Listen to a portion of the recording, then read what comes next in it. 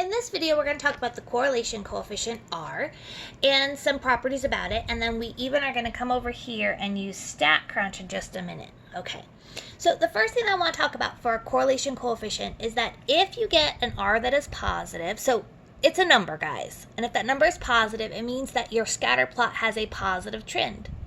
If your R is negative, it means that your scatter plot has a negative trend.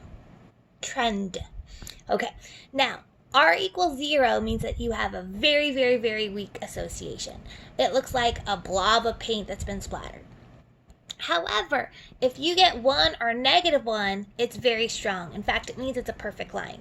So as you can see here, if I had 4 dots in a row in a perfect line, I'm going to have R equals 1. And some of you might be thinking, well, Jen, that dot looks a little bit off.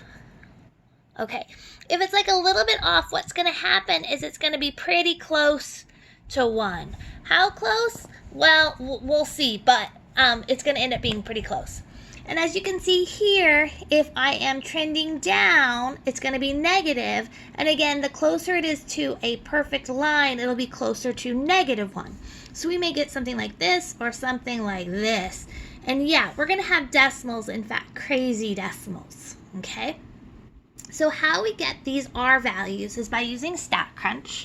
So as you can see, I've already entered in some data. So this is the data from my notes that are the weight of dogs and their lifespan. So to calculate the correlation coefficient, you're going to go stat, summary stats, and then correlation. Okay, now wherever your data is, you are going to select it. And let's see if I can get the next guy. Boom, I got both. Whew, it's hard to do it with the camera. Okay, now, once you select both of your lines, I'm going to now hit compute. There we have it. So for my dog example that's in my notes, the correlation coefficient is, so this R is equal to, and you'll see this gigantic decimal. Usually we'll round it to 3 or 4 places. So if you're going to round it to 3 places, it'd be -0.740. If you're going to do it to 4, it'd be -0.7401. Okay, so for this example, I have -0.7401. Now, I didn't graph a scatter plot, but just by looking at this, I know 2 things. I know that it's trending down, and I know that it is not quite, being a perfect line, being very strong is going to be 1. I'm not close to 1, so I would say I'm strong. I'd probably throw in the word somewhat. Okay, now let's say that you did this, and then you were thinking, well, Jen, what about the picture? Okay, we can always graph a scatter plot, guys.